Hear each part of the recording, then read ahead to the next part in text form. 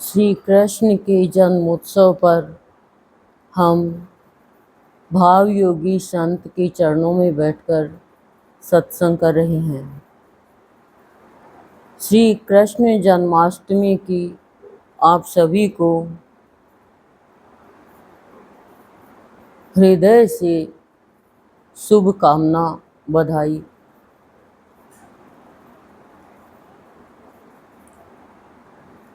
हमारे भाव योगी संत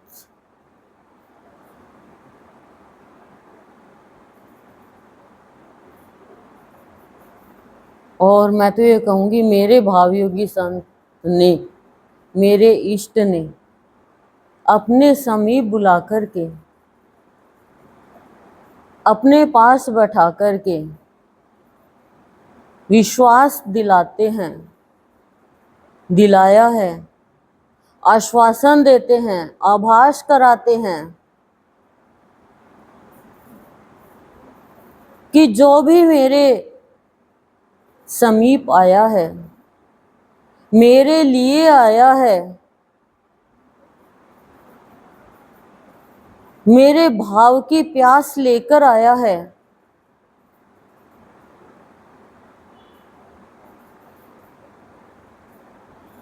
मेरी चाह लेकर आया है,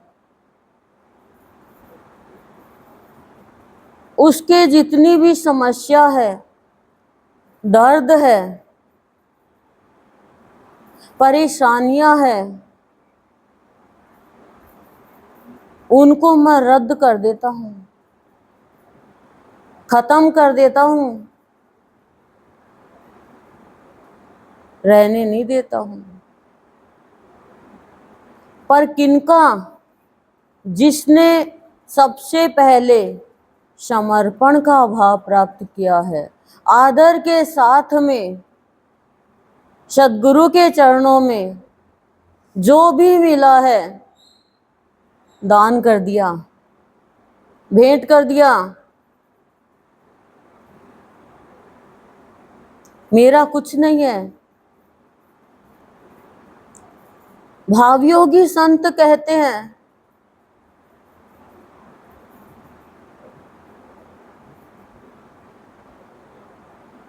कि मेरे यहाँ पर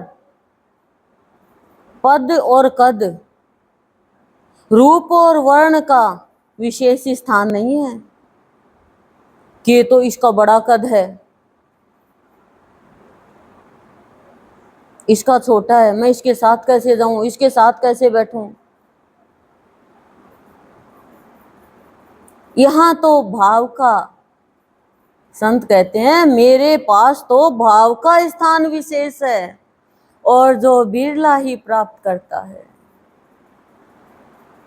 और भक्त अनुभव भी करता है कि भाव योगी का जो भाव है वो स्नेहिल भाव है।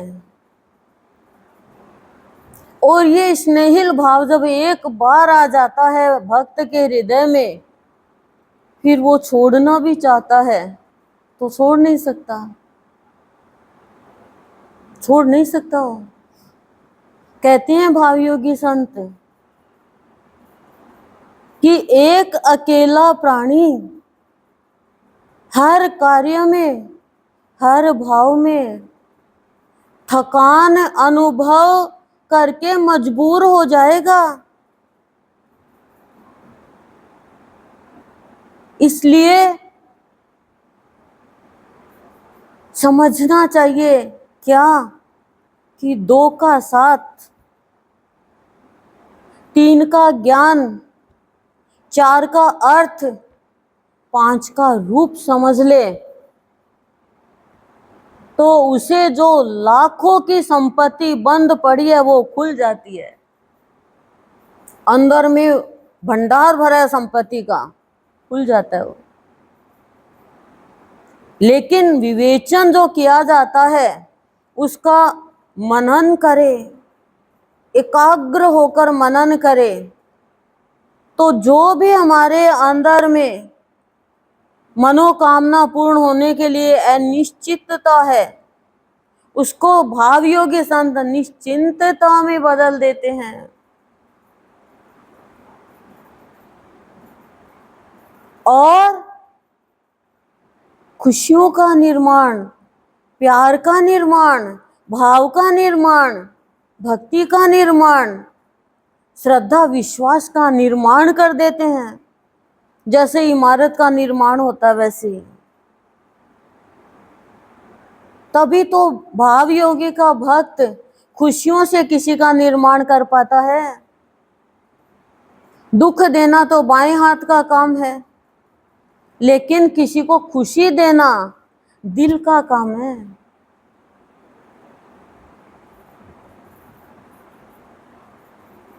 क्यों? क्योंकि यहाँ पे भाव प्रधान है।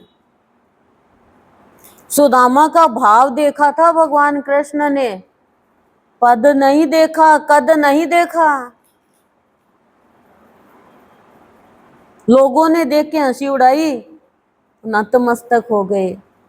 तो भावयोगी संत कहते मेरे बच्चों तुम भी ऐसा जीवन जियो।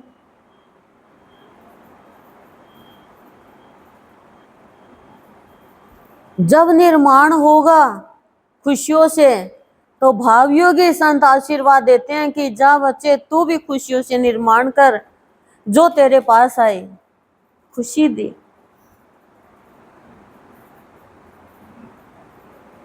श्रद्धा विश्वास से निर्माण कर। संत कहते हैं कि जो मेरे पास आता है मैं किसी को भी अभाव नहीं देता। मेरे स्वभाव में अभाव है ही नहीं। और संतों का तो धरातल कैसा है, मैं बहुत बार चर्चा में भी कहती हूँ, जब पर्सनल चर्चा होती है तो, कि कहते हैं कोई मेरे को इस बात का बुरा लगा, तो हम कहते हैं कि बुरा आपको इस बात का इसलिए लगा कि हमारे हृदय के अंदर बुरा भाव है। एक बच्चे को कोई बात बुरी नहीं लगती क्योंकि उसके अंदर बुरा भाव नहीं है। तो हमें किसी का बुरा लग रहा है तो हमारा खराब कर रहे हैं हम।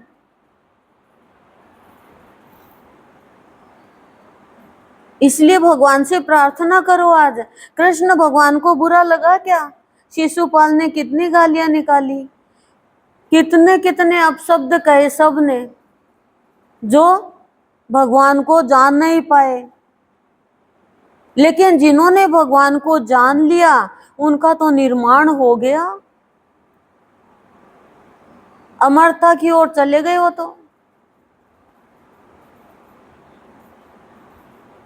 तो बच्चे बनने के लिए कहते हैं गुरुदेव कि बच्चे बन जाओ, क्योंकि हमें कोई की बात बुरी लगेगी, फिर हम दुखी होंगे, फिर हम बदला लेंगे, फिर हम ईर्ष्या करेंगे, फिर हम क्रोध करेंगे, कर्म खराब हो गए। ऐसा है। इसलिए संत जो हमें देते हैं उन्हें हम समेटते जाएं, जैसे चरखी बन गए और धागा समेट रहे हैं, ऐसे हम भाव समेटें, तभी तो हम देंगे ना। और कच्चा धागा है तो कोई तोड़ देगा। तो निर्माण जब संत करते हैं तो कोई तोड़ नहीं सकता। अब कच्चा मकान है तो वो तो ढह जाएगा, लेकिन श्रद्धा विश्वास निष्ठा प्यार, पक्का प्यार, तो खुशियां तो हमारे जीवन में हर पल रहेगी। तो जब संत निर्माण करते हैं तो टूट नहीं सकता, वो ढह नहीं सकता, वो चाहे कितनी भी आंधी आए तूफान आए,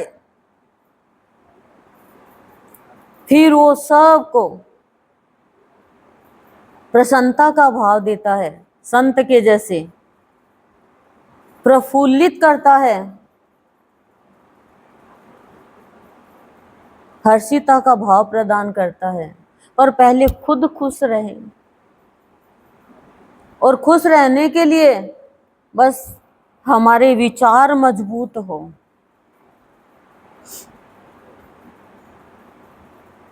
विचार मजबूत कैसे होंगे? जब सद्गुरु निर्माण करेंगे। भाव, भक्ति, प्यार, शांति, श्रद्धा, विश्वास, निष्ठा, इनसे निर्माण करें। भाव योगी का जो भाव है ना, वो हृदय का बसैया है। और बसैया ऐसा है कि फिर हृदय का सैया बन जाता है, और ऐसा सैया बन जाता है ये कि फिर तो ऐसा लगता है कि हे भावयोगी, तेरा भाव तो श्री कृष्ण की बांसुरी के जैसे आकर्षित कर रहा है हमें, और हम कुछ नहीं देखते, बस भागे भागे आते हैं। जो मेरे लिए भागता है मैं उसके लिए भागता हूं, और जो भोग के लिए भागता है वो भागता ही भागता भागता ही भागता रह जाता है। गुरु की भक्ति जब कोई करता है ना, तो ब्रह्मा विष्णु महेश वो भी नतमस्तक हो जाते हैं शिष्य के आगे। इतनी विशाल भाव की भक्ति होती है गुरु की।